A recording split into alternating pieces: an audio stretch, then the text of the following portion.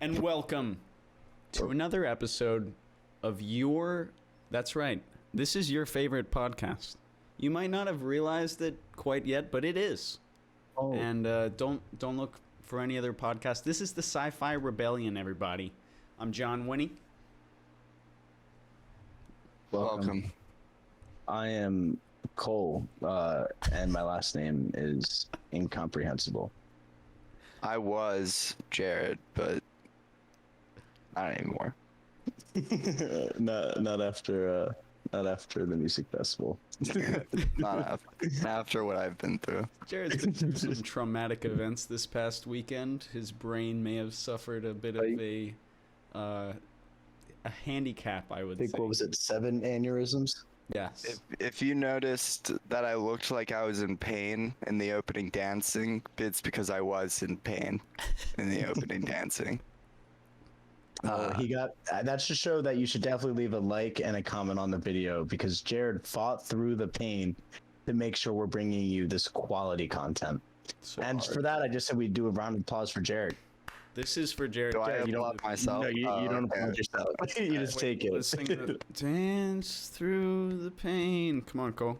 Dance through. Sing with me. Dance through the pain. Jarod, come on. It's hard to when your audio is 10 seconds off. This is a little bit more painful than me dancing, actually. Well, just watching this go down. An original song. All right. Yeah, I don't know if I can be in this podcast anymore. You're done. Bye, guys. This is the second time you're done. Oh, we're getting canceled. Well, all right. Today, Winne. What? Oh, I'm sorry, Jerry. Go ahead. Show's all about you, Mr. Man in Pain. You go right on ahead. I was gonna say so, Winne, but now I'll switch it. So, Cole, what are we talking about today? All right. Well, I'm glad you asked and interrupted me. You're welcome, bitch. Today we'll be talking about the 5th episode of Bad Batch. I say hesitantly because I'm not 100% sure. Number 5. Yes. And we will also be dabbling in the recently released Zack Snyder film, Army of the Dead. Hey, Double. Army of the Ted Cruz. So... That would be terrifying. Yeah, a whole army of him. It's terrifying. But so yeah, we'll be talking about those today. And then we're canceled for good. So might as well make this last episode a great one. When we come back, we come back with a reunion special. You can't cancel us. Every episode is episode 1 for a different reason. Reunion special. We're back. You gotta get all those reunion viewers. The revival episode. So, what did we think of this week's episode? I'll let you guys take the reins since I did the glorious introduction. That was quite the introduction there, Cole. Truly stupendous. I rate that. Thank you. High marks. Thank you. Now, this Bad Batch episode, I rate medium to high marks. I enjoyed it. I really liked the character Sid. I thought she was pretty medium funny. To high. Yes, medium to high. Yes. I thought Sid was a good character. It took me a solid 3 seconds before I realized who Sid was. Lizard woman. I was like, oh yeah, lizard lady. And I liked Lizzo. That's Lizzo. Yes, that is Lizard. I liked the fact that they were kind of introducing a potential for some more kind of fillery episodes of them kind of going on conquests to get a little cash money, maybe working for Sid in like a bounty hunter-esque format. So that was pretty cool. And I was interested in seeing Omega's journey again. It was just, she was the only one who realized that Sid was the lizard out the gate. And we're seeing, again, more trends of her just being more, at the least, more aware in a way that she shouldn't necessarily be. Jarod? You see any be like a forceful kind of natural way. Well, I mean, she wanted to help the animal right off the bat again, or the beast, or the thing, or the, what is it, like a Rogger, something like that? Rancor. Rancor. Frogger. No, Frogger. Yes. Frogger. So big old Frogger, she wanted to help him out right off the bat. She was like, this guy, I'm going to release him and just be... Possibly kill the whole team. Hopefully nothing happens to the good guys. Moochie. But this thing's going to mess up these foxes. Ideally, foxes, the cat people. Big fox.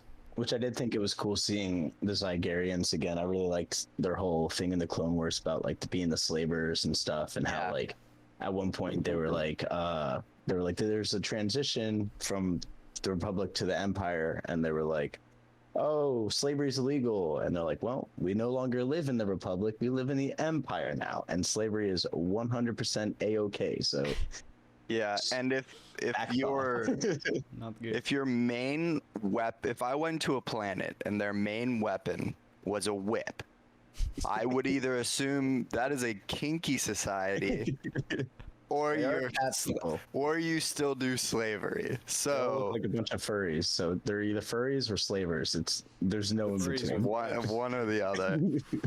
So I wouldn't be surprised. But yeah, that was a cool episode. I enjoyed it. Omega flips back to being useful. She had her kid-like moments with like the arm wrists, like, Roger, how we doing? And I liked that because I was like, that's something a kid would do. You give them something like that, they're gonna get a little annoying. But overall, she was once again very useful, and I think they should stop putting her in the ship because they always need her. Stop Omega hate. Yeah. As soon as they were like, go in the ship, this is a dangerous mission, I was like, they're gonna get captured and she's gonna save them. And I was like, oh yeah, there it is. Echo that coordination with her. That I thought that was good. He was like, if we had our equipment, this would be a much different encounter. And Omega was like, oh yeah. Yeah. What were you gonna say, Cole? Oh, equipment. Look. Where is that? What's it called? We did discuss before the podcast when we did find out the reveal that it was Jabba's guy with the worm tails. I honestly don't know his name, but he's the one that always goes like, Anawatawanga. Oh yeah. Well, Bib Fortuna, that's it. When he showed up, I thought that was the Rancor from Return of the Jedi, and then it was until this actual podcast that I was like, oh, Google says it is not. So it is what it is, I suppose. But it is Moochie. You know, and therefore that reason, I think the episode kind of sucked. It didn't give me the fan service I wanted. It didn't meet my expectations of the fan service. And if I see a Rancor, all Rancors look alike. So I'm gonna think it's that one. And yeah, I can't watch Bad Batch anymore. little racist. Specious. Like I said, we're getting canceled this episode. We're chilling. All Rancors, but you don't hate them. You just think they all look the same. Which I do. I do. Oh, well, in that case, it got infinitely worse. But my overall enjoyment of the episode, I feel it was a bit more, again, kind of like not filler, because it was showing how like the Bad Batch just might be their new kind of thing, like being little bounty hunters or mercenaries, I think is what she called them. I was just hoping to see, like we were saying, the on and off episode of like, we get to see what Crosshair's doing in the Empire and everything, and then mid-tier episode, then more development.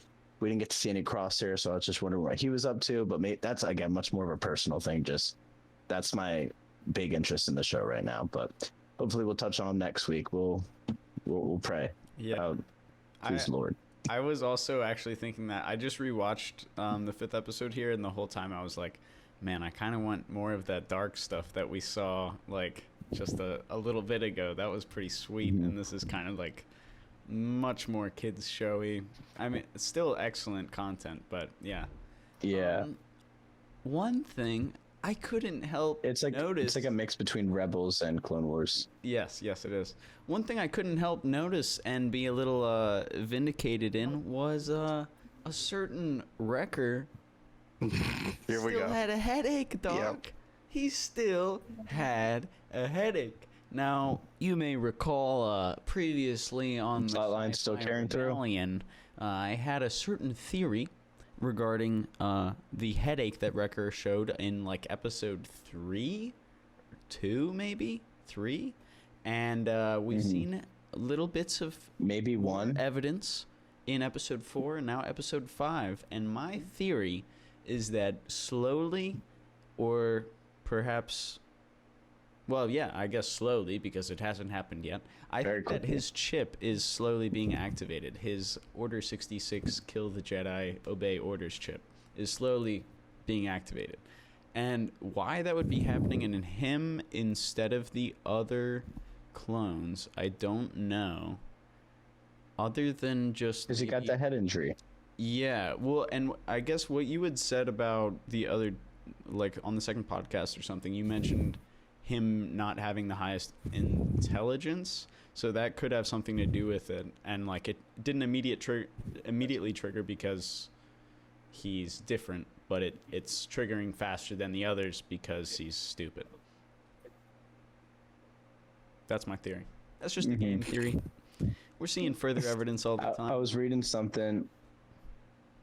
I saw something online, and it makes sense for like a story perspective reason, that if you are correct in that he is slowly being like turned, that he would attack Omega first because he's been like Omega's kind of like caretaker and the one that's showing her like the most like support and love and everything. So I think like cinematically it'd make a lot of sense to show the contrast of like, wow, now he's terrifying and could probably literally rip me apart. What happened to us? We were cool. You were like a cool uncle. What's going on here? I think it would be really cool if like Wrecker does get flipped at some point. You know, his chip goes full active, and then he ends up like reporting back like at some point and joins Crosshair.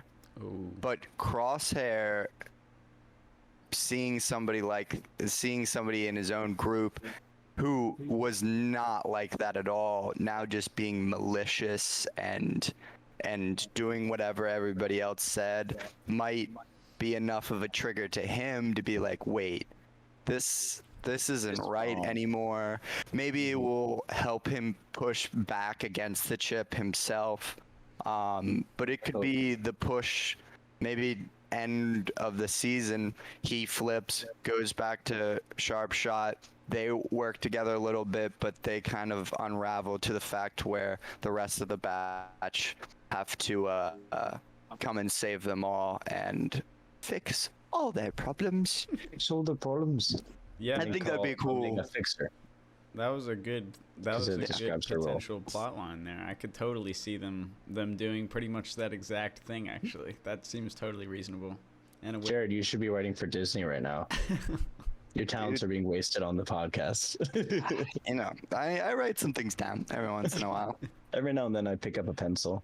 Yeah. just hold it. That's it. I just pick it up. Just to Yeah, I don't actually use it. Just like the balance. remember that the pen is Just- mightier than the sword, but you can't sharpen a pen.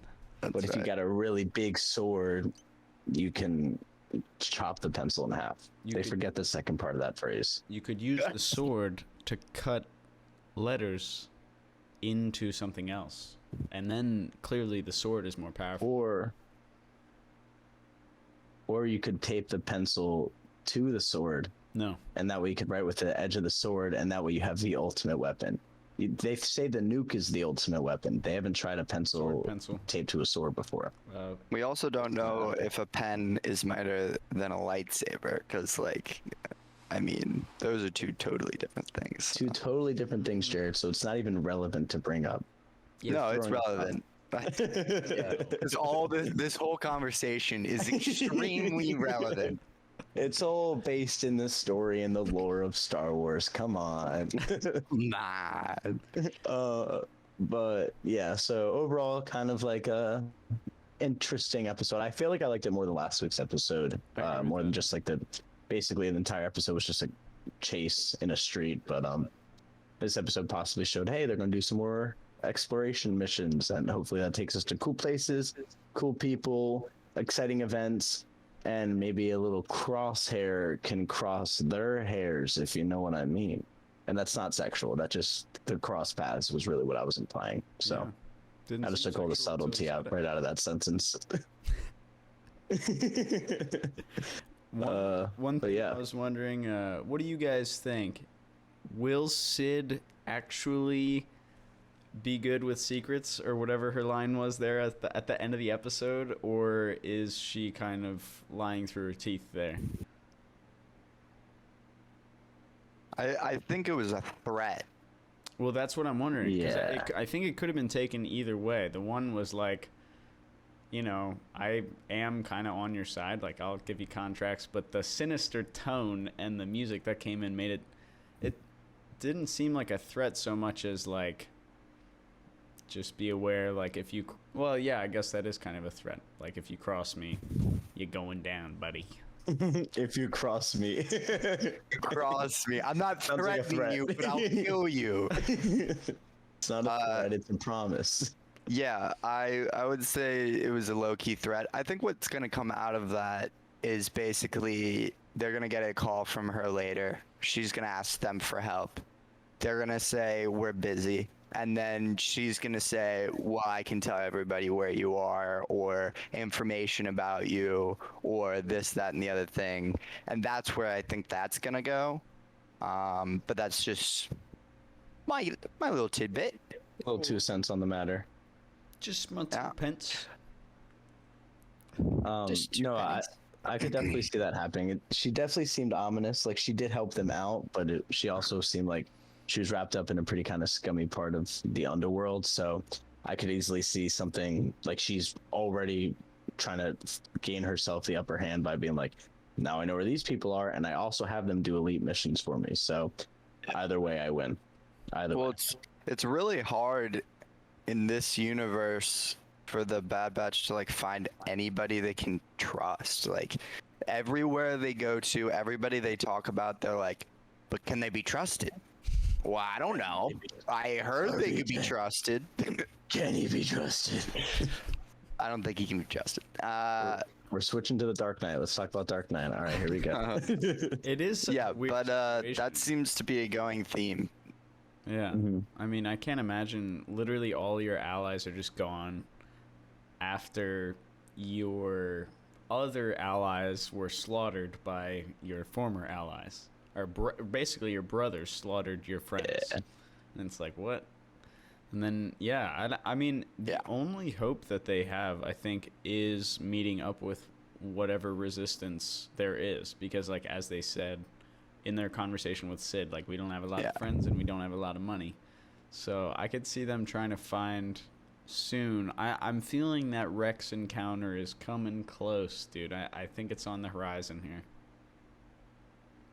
Rex is coming. Rex is for sure coming. You know he is. He's going to come in and be like, boo, boo, boo, boo, boo. Come join me and the resistance, baby. Baby. And exactly that wording. Yeah, Finish well, it. how long did it take for like the resistance to pop up? Was that pretty fast? Does that happen right away, or is there a little lag in between when the Empire rises and the resistance has to stabilize? There was like a 30-day I- trial period where the people were like, check out this new 30-month free trial of the rebellion. The rebellion has to like gather their troops together in places. Yeah, of course. Well, Gosh, and yeah. I watched a 4-hour cut of Revenge of the Sith one time. that had, like, 4-hour cut. Yeah, Wow. it was a bit much, but it was like it took deleted scenes, it took like the Clone Wars stuff and threw it all into one movie. Thank you, the guy whoever made that on Reddit. Appreciate it. Right to that guy, Reddit specifically. Right, he's right. He's actually one of these stars on my little border. But in that they showed that even when like Palpatine was rising to power, like getting kind of sus before he even full on turned into the Empire, like there was already these counselors and like politicians that were like, we don't really like what's going on here. It feels like it's turning into like an empire kind of situation. So I think like the basis of the rebellion has been around literally as soon as Palpatine became the emperor. It's just about how widespread it got, because we still have some people that are like for the empire and some people that are like whatever, and we have other people that are like, I'm against this shit. It's just about how widespread it gets soon. So I imagine since we literally are right after Revenge of the Sith, that it's probably going to still be a little bit, but maybe we'll see Bad Batch lead into like setting up the rebellion more so. Yeah. So I didn't answer your question at all, but we often don't. Just a long ramble of some content that maybe viewers are interested in. I think Cole's go watch the 4-hour cut. To give some context, I think, to Jared's question. Yeah, I think it probably is a little while until they're fully in form. But, like, yeah, I think Cole's right. The moment that the Empire was said into words by Palpatine, I think there was immediately people who were like, well, I'm not going along with this. So there would have immediately been resistance, but then it would just be a matter of, like, aggregating all of those different allies, like Cole said, from this widespread idea to try to get them kind of grouped enough that they could actually maybe make a difference, like we saw in A New Hope. Mm-hmm.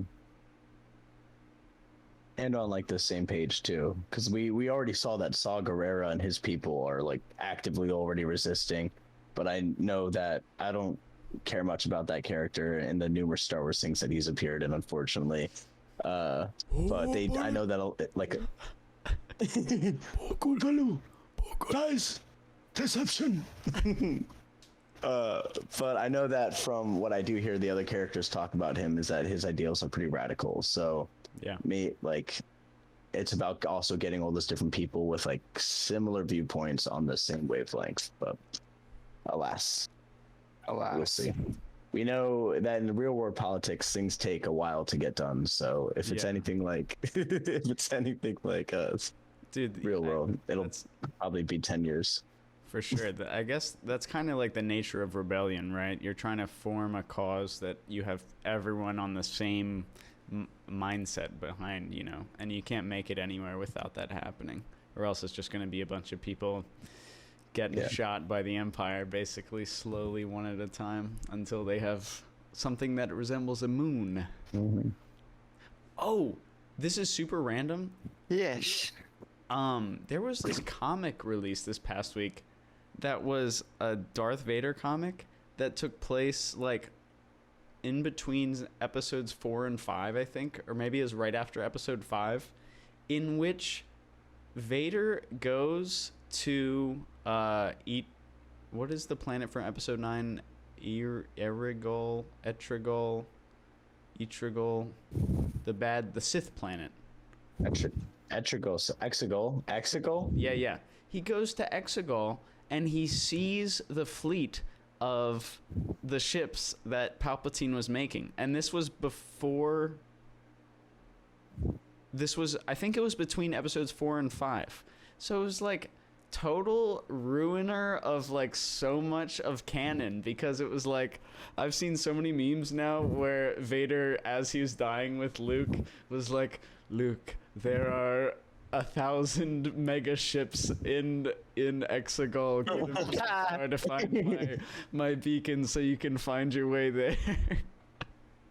It's just messed up, dude. It goes to show, what it reminded me of was just how much I appreciate having someone like Dave Filoni manning what's going on in the cinematics, because when you have random writers coming at comic books who don't know all the context and who don't necessarily consider what their cool comic might do, like it was the ramifications. Yeah, then you end up with X-Men or DC, either one, choose. Yeah. Well, or modern day Star Wars. It seems just not Marvel. With Star Wars, because there's so much Star Wars content out there now, and it's between a very long period of time, real lifetime, not exactly, not universe time. Yeah, there's like so many like people try to put a story in a gap in like a movie or something, and they'll try to put something in the gap, but like Clone Wars, they could never have Grievous meet Anakin, because they meet for the first time in the movie, and that's like a total like, come on, the amount of times that they just like, it was like a little gag where he would walk out of the room and Anakin walk in and be like, what's going on? Like, but that happens all the time because of the vast amount of content, and it's getting harder and harder and harder to slide stories in that stay true to what the actual canon is of Star Wars. And especially trying to like keep up with all the different, like, not only the movies, but then the TV shows, not just the TV shows, but now the comics, and not just the comics, but the novels as well.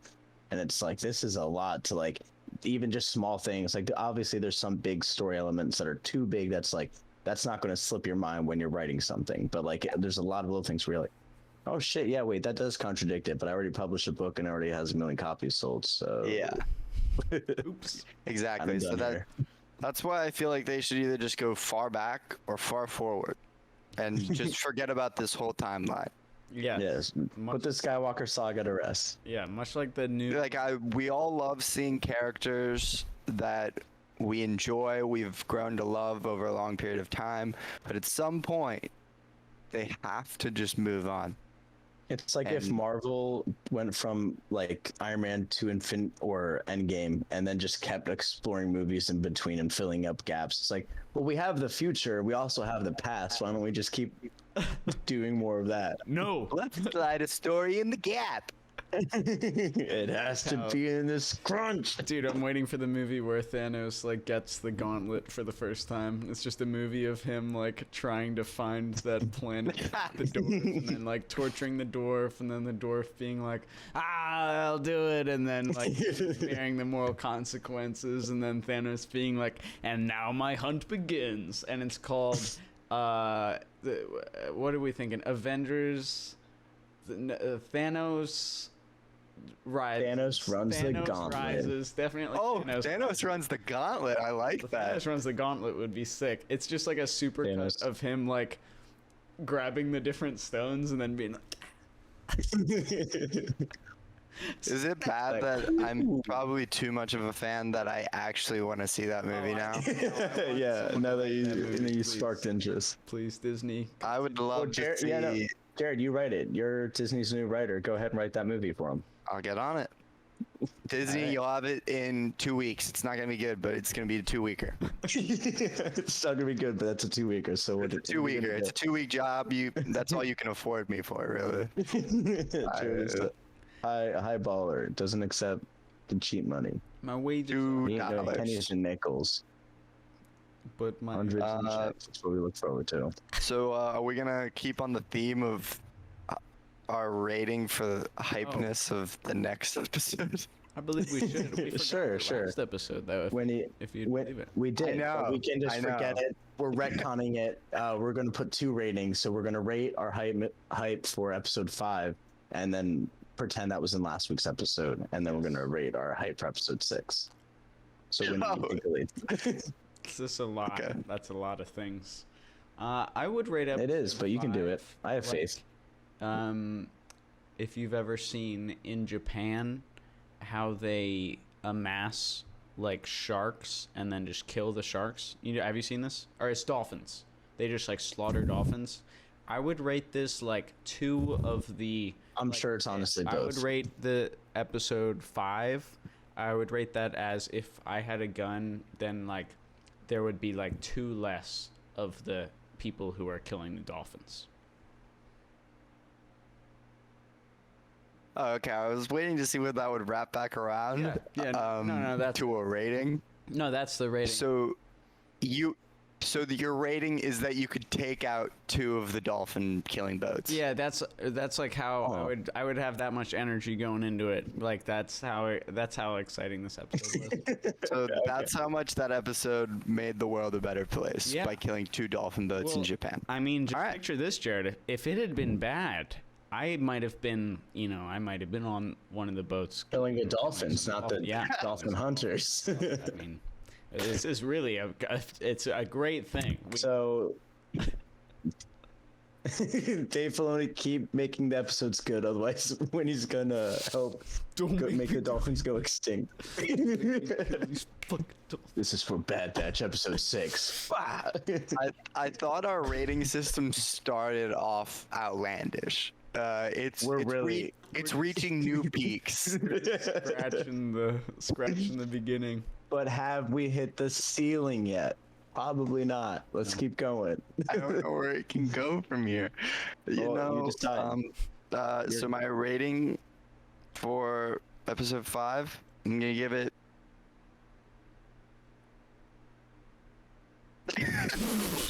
It's hard to top. Is that it? Is that the rating? I'm gonna throw that at you. Go without. You have to find something that has just a lot of context and then take it out of context completely, and that's the best. I was trying to think of something along the lines of the outlandish thing you just did, and my mind couldn't comprehend. Mine was just real. I'm gonna say that if I skipped a rock, it would go 4 skips, because that's probably That's real good. if you know how to skip a rock, 4 skips is pretty good. I don't. Don't provide context. Incredible to me. Yeah, My bad. provide a My bad. Just the 4 skips. 4 skips. 4 skips. 4 skips. Yeah, that's right. Okay. If I had said And then one of those nice. if I had said the U.S. I was gonna say military- if it's a nice. Oh, this is the delay is Finish your killing. When he keeps cutting Jarod off and then not finishing what he's saying. I keep starting and then Jarod comes through. I was gonna say, if I had added the context of saying if the U.S. military came in, they could kill 100 of the people with the killing the dolphins, then it would have made my number of 2 seem really low. But without any context, it's well, maybe there's only 5 of them out there. Yeah. Maybe he just took care of, interpretive. half the problem. All right, so 4 skips, and it ends with a nice, satisfying kerplunk. Okay. It's a big rock. All right. That's interpretive. If I was going for my rating system, if Star Wars was a rainbow and you were driving a car on it, I'd probably drive a Hyundai. Oh. A Hyundai Hyundai on the purple section. Hyundai. on the purple section. Okay. Yeah, Hyundai. That's my rating. That- Hyundai. that's Hyundai. That's probably the most cryptic one I've heard. Well, I don't know what the good and bad parts of it are. I gave you context. I said if Star Wars was a rainbow and you could drive a car on it, a la Rainbow Road, I would drive a Hyundai on the purple section. Yeah, he's not gonna drive a Maserati and Or no, I'm sorry. Maybe you're confused. red. Because there's no purple. It's indigo and violet. I would drive on the indigo section. I just had Okay. to Yeah, I was consider g- that. We're gonna get so many comments. Of people, there's no purple. It's Roy G. I Biv. just fixed it. That sentence fixed that. No Dude, comments. thank If goodness. We were gonna have. have so many comments. Out and of all the now- 0 viewers, at least 300,000 of them would have left a comment. Dude, And they would have all been about that. Nothing else in this hour-long podcast. I would love to have the problem of too many people being feisty in the comments. I would love that.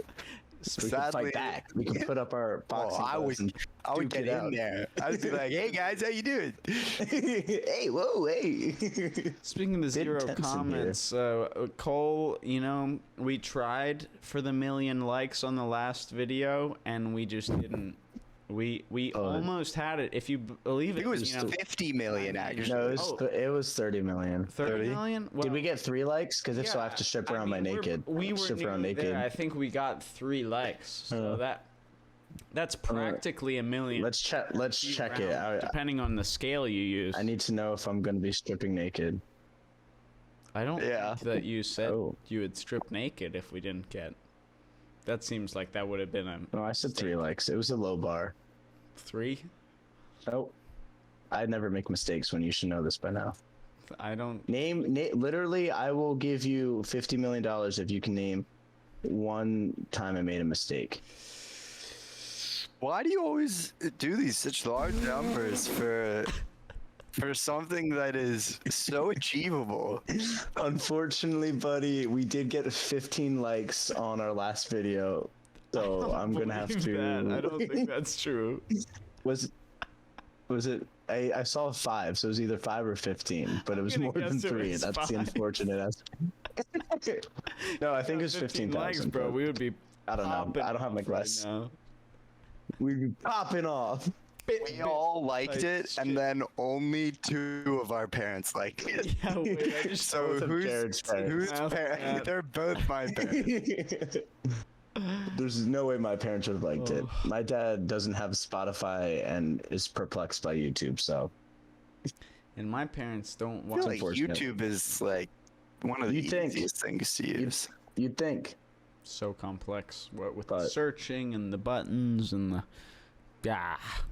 And the tubes, and where you fit in. Hey, back when I was a kid, so the television.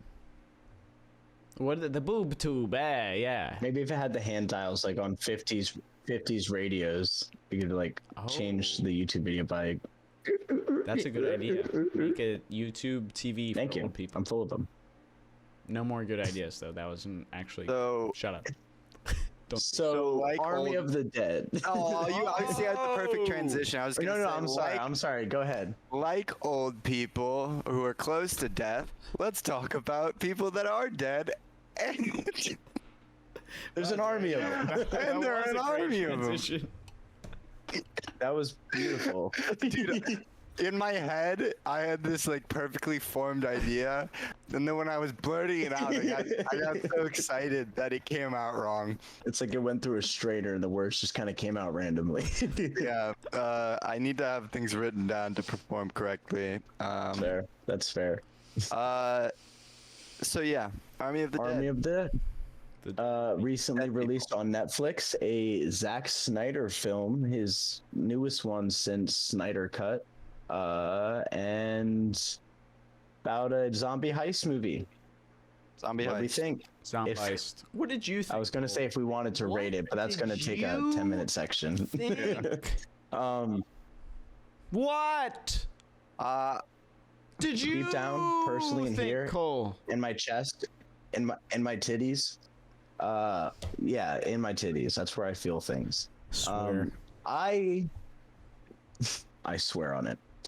I liked it, not without its flaws, and especially the beginning. I was like, oh, I feel like I'm gonna hate this movie. There was a lot of things that were really throwing me off that I was like, I'm not liking this. I'm not liking this. But as the movie went on, and pretty much like as the heist went in, I started to like it a lot more. And it definitely, for a zombie movie, had some larger than life concepts being thrown at you that I was like, seems a bit advanced for a zombie movie, but you know, you do it, Zach. Now, whether those ideas were fully finished and fleshed out, they did go for them. I'll give them that. But like, just a brief example, the one thing that was like, I wanted him to stop, and it's like how a lot of people hate Dutch angles.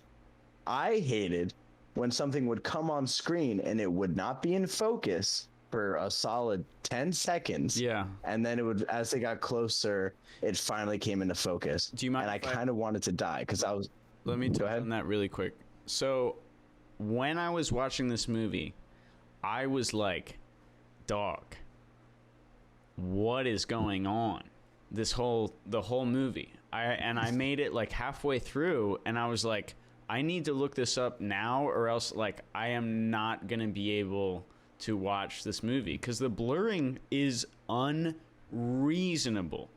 Okay, and here's the thing: he shot the whole movie with these vintage lenses that he got. Okay, which is like cool concept stylistically. The problem is there's a reason we use new lenses, you know, so that we can use different types of things rather than just blurring the whole time. And when asked why he did this, Zack Snyder says, I liked the way it would make things in the background scarier. Not blurrier. He said, I liked the way it would make things in the background seem scarier. That is an actual quote. It might not be the direct, but that's pretty much Scary, blurry. He said scary.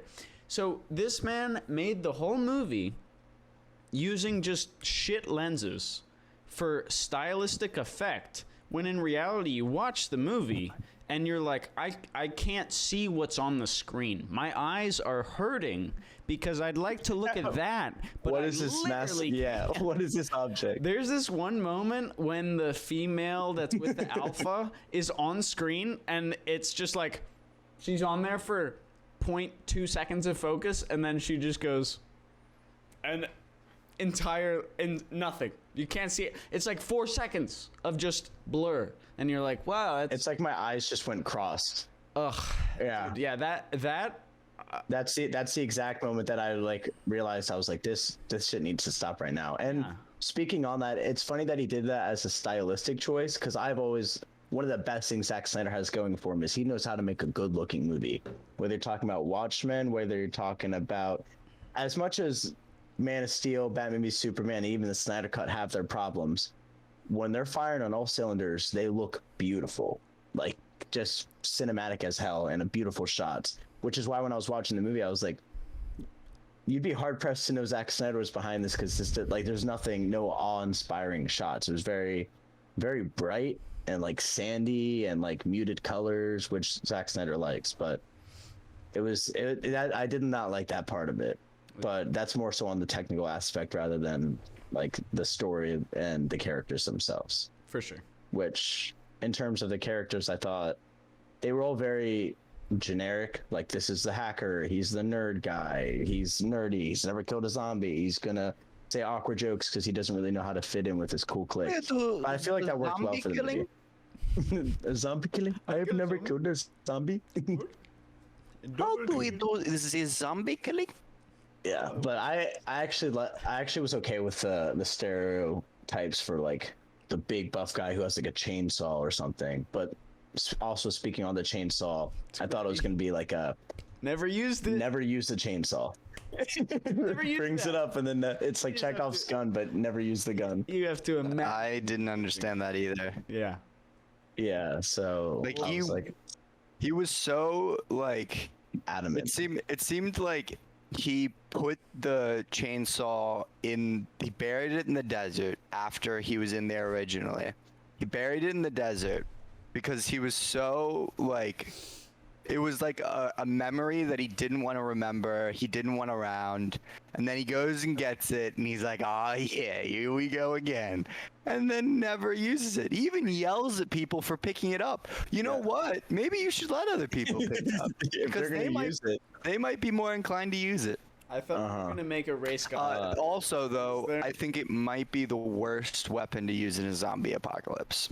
It wasn't even like a long chainsaw. Like, you had to get right up on them, and it looked like even for him, it looked heavy. That's not something you just like, like wheeled around. It's like a table saw that he modified. Yeah. It would have looked cool, but not practical at all. Yeah, and it's like getting like spiked gloves and like punching zombies. You're getting way too close for them. They could just bite you. Yeah. We can only imagine how cool it would have looked. Would have looked sweet. Right? Maybe that's why they didn't use this, because as soon as they filmed the scene, they were like, yeah, this isn't practical. He would die so quick. Doesn't look cool. Yeah. Oh. That thing looked like 50 pounds, maybe even more. It was heavy, but he was a built guy. He was jacked. He was big. Oh, go ahead, Winnie. What were your thoughts? Just because, Cole, you kind of talked about your general thoughts on the movie. Jared, what were your general thoughts on the movie? And then I'll talk about my general thoughts on the movie. Besides the fucking blur. So yeah, I thought it was a fun watch. That's pretty much the only way I can really find myself describing it. I didn't think it was great. I saw some things that I liked, a lot of things that I wasn't a huge fan of. But overall, I think it was just a fun heist zombie movie. It's an interesting idea. If Las Vegas got encapsulated by or taken over by zombies, yeah, the first thing I would think of is how much money is just left in there. So I think it's a cool idea. I don't think the execution was always good. A lot of the things weren't very consistent. The one thing that really bothered me for some weird reason was when they went into the hibernation zombie area, and the safe cracker immediately screams in one of their faces, and none of them wake up. And then pans fall on the ground, and like 20 of them wake up. Yeah. Inconsistent. It was just a little inconsistent, and there was a couple different parts like that was just like inconsistent. But how badass was that bitch taking out all those zombies after that? She was pretty badass. She came out, was awesome. When I thought she was dead, and then she comes like flying out the window and is still going. I was like, oh my god, oh, now she's dead for sure. Okay. Yeah. But that was still badass. Yeah, very cool. It's a shame none of her team helped her from, they were like at all feet away. So you got to give them, there's a long distance between them and her getting just slaughtered. No opportunity to help. Yeah. That would take at least 2 minutes to run that 5 feet. At least 2. They're very slow. She could have been dead. Yeah. And I don't know if that guy that came along with them that was working with the Japanese guy, I don't know if we were ever supposed to trust him, but I literally, from like the first 2 seconds, I was like, oh, that guy's gonna screw him over. Yeah. Mm-hmm. For sure. I was hoping that they were gonna do like a subversion, kind of like what they did with Steve Harrington in Stranger Things, where you're like, this guy's a douchey asshole, and his girlfriend is gonna leave him for the nerd guy because he's like a really good person at heart. And then Steve turns out to be a really good guy. I was hoping they were gonna do like a subversion like that, like using this trope of, oh yeah, he's like the business guy working for the boss, of course he's gonna betray them. I was hoping he was gonna actually end up helping them and be like, oh cool, no, he's a good guy. And then no, he just actually, first chance he got fucked him over. Yeah. And then he got fucked over by the zombie tiger. So happens. John, your broad thoughts on it? Yeah. Well, to address the things that I liked about the movie, the alpha zombie looked dope as hell, and I think I was talking with Carl about this. I think that's a hard thing to kind of do, like to make a zombie look dope. And there was some great shots of him when he was on the horse with the spear that looked sick. And actually made me think. With the helmet on too. Yeah. It made me think like there should be a movie that is from the zombies' perspective. And I've seen and read Warm Bodies, but not something that is like the zombie slowly like overcoming its zombiness, but just a zombie that's like, man, I'm gonna eat so many people today, like this is gonna be crazy. I feel like I actually already talked about this one time, maybe even on the podcast. I'm getting this weird deja vu, but anyways, I feel like that would be a sweet idea. However, this movie, dog, there were some real problems that I had when I was watching it, like almost too many to number. I'm totally with Jarod in that, like, if you got to a point where you're kind of like incapacitated and then just watch this movie through, like, it's going to be entertaining. And like some of the fight scenes are pretty sweet, like you pointed out when that girl's shooting everybody, and when the alpha's just like wrecking people. That's sweet, it looks dope. But objectively, like, there are many real issues with this movie. The fact that he touches on, like, for example, let's consider the latter half of this movie when one of the main like storylines is Bautista's daughter and her trying to save this family, and she Bautista. Somehow, yeah, that's what I'm gonna call him that. Somehow she manages to find them in LA. She had no idea where they were. Somehow manages to find them. Then they get on the helicopter. The helicopter crashes, and we don't even see the family again. Like, literally, there's not even a confirmation of death. They are just not shown at all in that scene, or the one that survived, rather. And it's like, that is just like some really, really ridiculous shit to drop something like that into the story, not touch on it again. The other thing, without even having like an insane amount of focus watching this movie, I'm watching the one scene and I see the robot get shot and I see that it is a robot, not a zombie. Did you guys see this? Jarod, you see this? Yeah, I was going to talk about it. Jarod, did you see this? What is it? There was a robot. There was actually two robot zombies that I saw. Some of the zombies are robots. Did you know that, Jarod? And do you know why? No, some of the I did not catch that. Are robots? Because it looked cool, and because maybe people like me would watch the movie and I have to disagree with you on that, but to have that's because I read into additional context added in further films, and I would actually watch those. The only reason that robot is in there, dog, is because he thought it looked cool. There's no additional reasoning that can justify you putting it. Actually totally ruined the movie for me. While I was watching it, I was like, surely they'll touch upon he did say robot. He did say it looked cool, but he did say it looked cool, but yeah, I 100% agree that it should have been, if you're going to show something, maybe provide some explanation or context to it. But in terms of like him, again, like I said at the very beginning, he was kind of throwing ideas that I liked, but I wish they were fully fleshed out. I did hear in an interview he was talking about how he thought the concept was cool of a robot zombie, but he wanted to at least provide some sort of context for it, and was saying that obviously he does have sequels in plan with that whole ending, and how he's like, I don't want to fully give away everything that I might end up doing in the sequel, but he was like, he's like, could they have been like from the origin that the government's kind of keeping track on the zombies, or that it was an alien thing? This is bullshit. I'm just saying. This is bullshit, dog. He should have fully finished it out, but I liked him at least bringing the concept up. Imagine releasing a song and people being like, where's the second verse? And you're like, well, it might have been this. And people are like, oh, well, I'll wait, it might appear on my next album. Maybe you'll see what happened with the rest of that song. I don't know. Yeah, no, you don't do that. As a director, you don't. I can vaguely understand what you're saying. Especially in a film where it's not clearly set up as a first, second, third style film. And obviously that's what he's going for, because that's clearly how he thrives, with no supervision in environments that are controlled basically entirely by him. As director of photography, captain of the Blur. Yep.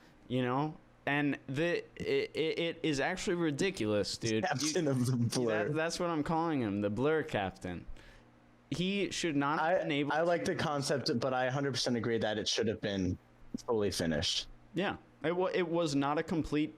There was minimal, few complete ideas that were represented in that movie. Yeah, I also things were cool. Yeah, that's a good way to word it. They were cool. They weren't fully.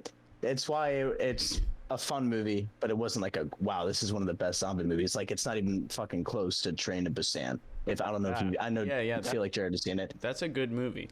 It made me rewatch Train to Busan again, and holy shit, that's a great movie. We're not here to talk about that, but just by comparison, yeah, it's trash. But I had a fun time with it, and I like that they were, like I said, I like that they were trying to do these extra crazy things, like that whole little breakdown where that guy was like, "Look, this is an infinite time loop situation. We're just doing this over and over again." No, they didn't bring it up again, but maybe they'll do it in a sequel. Maybe provide context. That is the dumbest shit, dude. To just be like, and here's a conversation with no context. He also could have just been joking in the around. next movie. That's ridiculous. You shouldn't be able to get away with that. I don't know if when I walked out of that scene, I didn't take that as something that they might talk about in the future. They could, but I viewed that more as like him just kind of talking and trying to alleviate some of the tension that was going on in that basement, Way to alleviate and like the freaking tension, out. I don't think any of those people were normal people. Dave Bautista was like a fry cook that was also like an ex-Marine. Like it was all over the place. Yeah, I think that's one of the main things that I just had problems with. When you have a big world like a zombie world, the thing I'm looking forward to the most is looking into the most is consistency of the world rules. Like, what are the rules, and then how consistent are you playing that throughout the whole movie? And the consistency was off. Can all zombies have sex with each other? That is a main question of mine. Because I think so. I think it was specifically the fact that the alpha body moves. I'm like the alpha came from the government. Like that's what the whole beginning was. Zombie made? Dude, I'm sorry? No. In the Was the beginning, zombie made? We don't know. The zombie We is don't likely an alien, dude. In the beginning of the movie, you see 2 UFOs fly away. That right there is like. Do you? Yes. Yeah, you wouldn't know because it doesn't matter. That's what I'm saying. Nothing that happens matters. It doesn't matter. But it's just like like I said, the only thing that this movie left me with was the idea that I want to see a movie that's from a zombie's perspective. I was at the end of it, I was like, how can I make this work? I was like thinking of different ideas, but that was the best part of the movie, was just like literally the only good part of the movie that stands out is that man on the horse on the hill just standing there, and there was like this pan shot, and I was like, oh, that was dope. I think to speak on the optimism, because I 100% agree with a lot of your complaints with the film, and I could see how, for like a more critical eye, how that's a pretty big letdown to introduce time travel or different realities, aliens, robot zombies, a zombie, and then like a whole heist film like all in one. I think what I liked about that, as underdeveloped as all those were, I think what I liked about it was that he could have easily just gone for a traditional zombie movie with also a traditional heist movie, but he was throwing stuff out there. He was trying to do things and like doing different things. And as underdeveloped and as you would like to word them, shitty as they are, say it out. I just appreciate the effort to be it. I just appreciate the effort of just being like, you know what, I'm going against the grain and at least trying this shit. So I appreciate it more so in the fact that he tried to do things, but I 100% see why people could get annoyed with that. But it's definitely a movie that you have to like turn your brain off and go like, oh, that's a cool concept. I don't want to think about it too much, but that's a cool concept. But yeah. I actually watched it twice, once by myself and then once with my parents. And I both times did not catch any spaceships, did not catch any robot zombies, did not catch not the spaceships though. Like so many of these things are what I thought this movie is, and now what I know about the movie, it's completely changed. Like that is wild to me. I honestly think that some of these concepts are not done a lot. They're cool ideas, but I think what we're running into is just poor use of said concepts. I think it just needed to be spread out more, maybe in more movies, or just try to shove less in the movie that came out. I mean, it was a long movie. It was like a 2.5 hour long movie. But yeah, to try to lighten the load on this movie again, there were certain little things that I liked. Like, I always said in a zombie movie, it would smell terrible. Okay, this whole area is just a sea of dead people.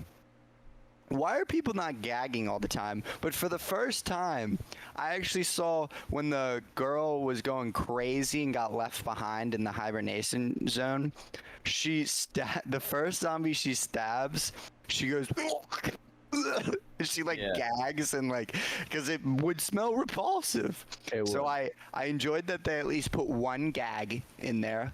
I also love, I don't know how many things have zombified animals, but I love the zombie tiger. I think it looked dope. Cool. Yeah. I think it would have been really cool to see it fight a little bit more. Once again, like the buzzsaw, not used too much. Well, at but least the tiger did come back and kill It one of did. the members, It unlike the chainsaw that just no, did not come up again. I think I just wanted to see it more personally. It was Fair enough. used at least to a point where I could be somewhat satisfied. And I'm sure but the fact that it was mostly CGI definitely had yeah, some sort of hindrance on that. and I liked a subsection of smart zombies and then a lower form of zombies. I enjoyed that. I enjoyed a lot of his ideas. It's just the how it turned out. Yeah. They weren't not they weren't ideal. not done as well It's as I would have liked them to. But yeah, cool ideas. Really cool ideas.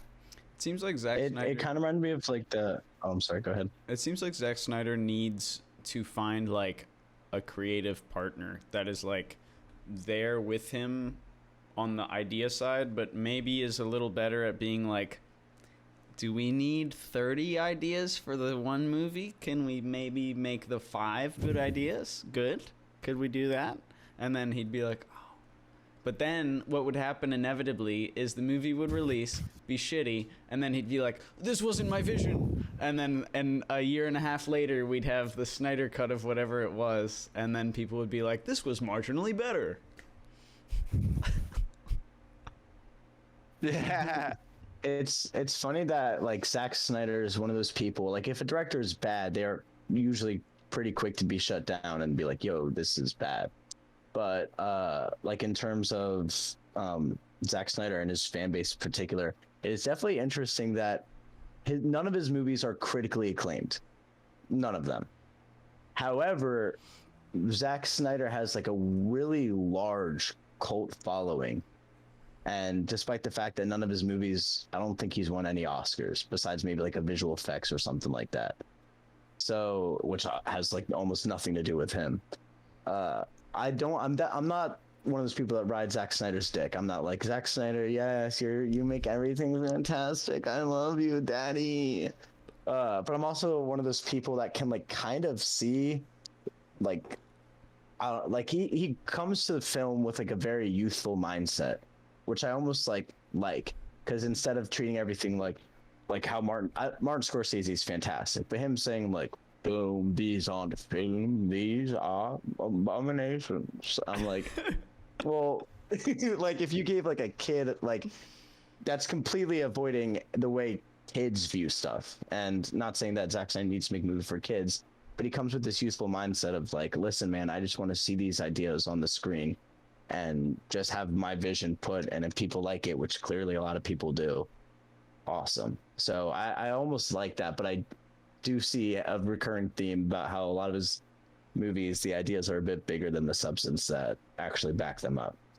I think if you're one of the only directors that gets a do-over, you're probably not one of the best directors. Yeah. Wait, say that again? If you're one of the only directors that gets a full do-over in making a movie, then you're probably not one of the best ones. Well, it wasn't so much that it was a do-over. It was more so that he made a movie, and then Anybody else Warner got Brothers that was like, I'm privilege? not. Has anybody else got that privilege? No. No. No. I have a Yeah. Just my little- catalog of films. I've been in several. I was in Star Wars. The first one. I wouldn't Star I was Wars. the pod racer itself, the machine. Anakin I was on the deck, ending. and they used the green screen to make my arms look like power thrusters.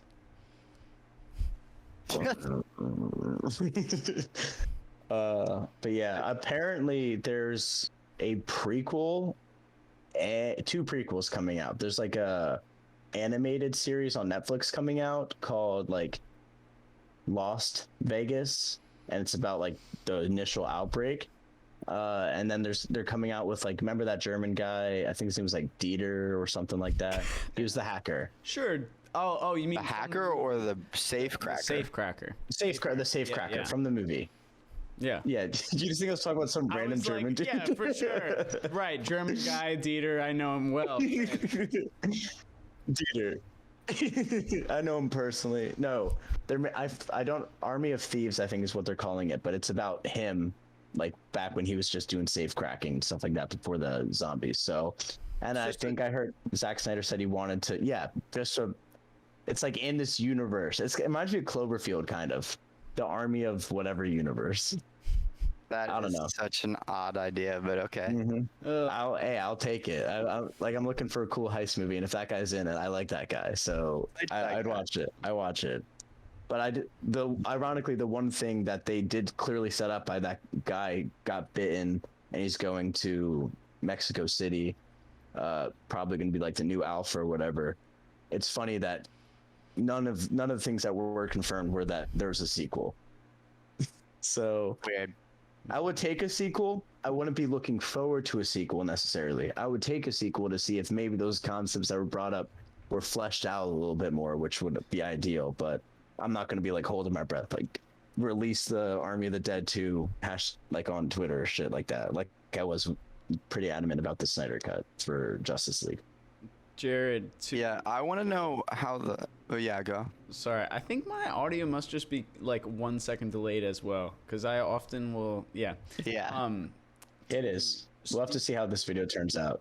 I think it'll be fine in general. There's just some moments where my timing will look like I'm stupid, but I think it'll show me as being not that stupid at the beginning. It'll look like you guys are just. When he says that to hide the fact that he actually is stupid. To add to what you said though about like with the consistency in like the world building of the zombie movie, something that kind of killed me with that ending was literally at the beginning of the movie. I don't remember who it was, but someone gets turned, and I don't remember the exact scene it was, but it was like one of the earliest scenes in the movie, and I was like, I said to the guy from Luke Cage. I don't know. I said to my roommate Carl, I was like, "Oh, it's nice that it is a very fast transition. Like there's no kind of lingering period where people like were bitten and now they have like 4 hours to deal with like the first time they show it, it was instantaneous. And then here at the end of the movie, it's like he's been bitten, he's been on the plane, he's had radiation, he was in the locker after being bitten for the however long. And then he's just like, hey, go to Mexico City, have a few drinks on the plane. There's nothing wrong here. And then he just notices then that he like is infected. It's crazy. Doesn't make sense.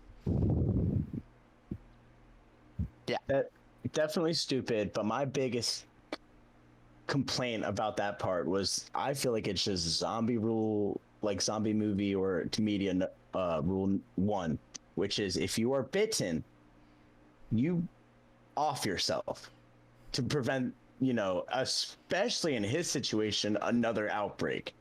So it was just funny how you like look back up in the mirror and it's just like, here we go. I'm like, no, you stop. You immediately go tell them to stab you in the brain with like one of the champagne corks or some shit just to kill you so you don't infect the entirety of Mexico City. Instead, he was just like, darn, looks like this is going to happen regardless of whether I might be able to do something about it right now. He was way too accepting about that. He was like, genocide.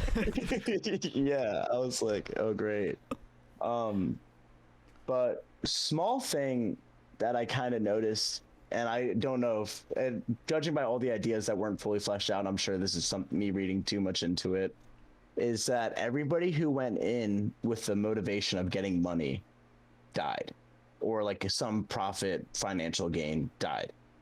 One person who went in to rescue somebody, not for money, just to rescue somebody, despite the fact that they didn't end up actually rescuing them, they actually survived.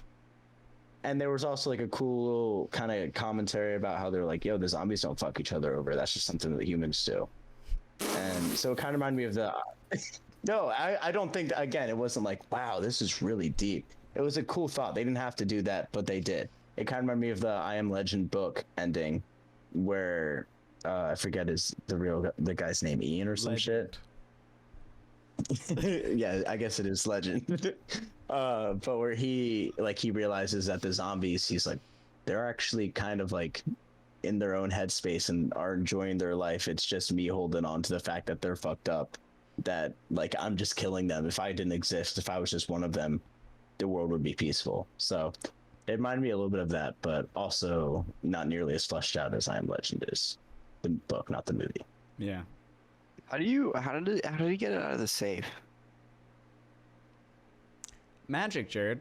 Magic. It's a question. Because That's a question. I would say that they should have just gone in that way. What do we think? Should we just, since there's like some sort of magical ventilation system that he just crawled out of once being locked in the safe? Very radiated area and showed no signs of it. Yeah, should have just. Yeah, there was. Honestly, I enjoyed it. Magic he used to not turn right away. Yeah. I enjoyed it, but the more I talk about it, the less I enjoyed it. Like I said, like you said, fun movie. Just don't think about it. You can't think about it. That's exactly it. You can't think about it too much, or it's no longer fun. It's like, I think Zack Snyder does a lot better with just simpler ideas that don't need to be like a really deep thing or really complex storyline. I think he like 300, very simple storyline, very simple idea, decently executed, and it was also a fun movie. And I feel similar for Justice League. It was like pretty simple idea, not really that complex. It was a fun time. Versus this, I feel like I'm drawing a blank on the expression, but like it's like he went Michael Bay'd the movie. He went fishing for too big of a fish. He went fishing for like a fucking shark and brought like a net. It was like, I don't know. I feel like I'll be able to catch and pull that sucker in. So, Well, I don't know. Definitely a fun movie, but nothing crazy. Yeah, I think you heard it here first. If you have 2.5 hours Or second, of your time, maybe third. No one else has talked about this. If you have 2.5 hours of time and are just interested in turning your brain off, potentially looking away during times because you simply don't want to process the bullshit that's happening on screen, but maybe want a little more action than you found in the most recent Mortal Kombat movie, then I would highly recommend Army of the Dead. You can find some zombies. You can find some armies. Dead people as well. Some blue babies. People. Dead babies. Blue baby. Robot zombie. These are the top 7 features of the movie. One more feature we need. Zombie tiger. Aliens, yeah. I was gonna say forgotten plot lines, but I like aliens better because that just represents one of them. But alien sounds more intriguing. Yeah. Oh man. Well, do we even dare rating this movie? I don't think we should. We don't want to hurt Zack Snyder's feelings. I feel like let's leave it open-ended. Let's leave it open-ended like he left a lot of the plot threads. Yeah. Here's my rating. Make your own decisions. There was. What was it? Live your own life. Think for yourself. Don't let us Stop being a sheep. Wake up! All right. Wake All up. right. Make sure you hit that lickety like button in that Kumity comment section. You know, type what were your thoughts? What were your feelings? How did we look? How did we sound? How did we behave as people and as adults? And subscribe because it's free and we don't have any yet. And my parents are probably going to kick it. My parents probably going to kick me out if I don't get any subscribers soon because they say this whole YouTube thing isn't a real job. So, and apparently you have to press the notification bell as well, or else nothing happens with. I've never noticed that, but no, it's true. So I'll be on the streets, and then we'll lose a third of the audience members. So. Yeah. Or not the audience members. The third of our likers people will be gone. The participants. Great. Now we're gonna be at 1 million likes instead of 3 million. Jarod, any last words? All right. Everyone is beautiful. Everyone is beautiful. It's beautiful. Everyone That's is what I beautiful. say. And that's how we end the In show. their It's own Podcast way. Rebellion, yo. Podcast Rebellion. Oh, podcast. that's our new name. Except it's not. We could. We're rebelling against podcasts in general. Sci-Fi Podcast Rebellion. You find us on YouTube. Find us on Spotify. Like, subscribe. We'll be back at you next week. Bad Batch episode 6. Also, keep your eyes on the horizon for Loki coming soon. And we will be covering that. And we will see you in the next one, brethren. Please listen to this beautiful track that's playing right now. What's that song coming in? Oh, what is that? Oh.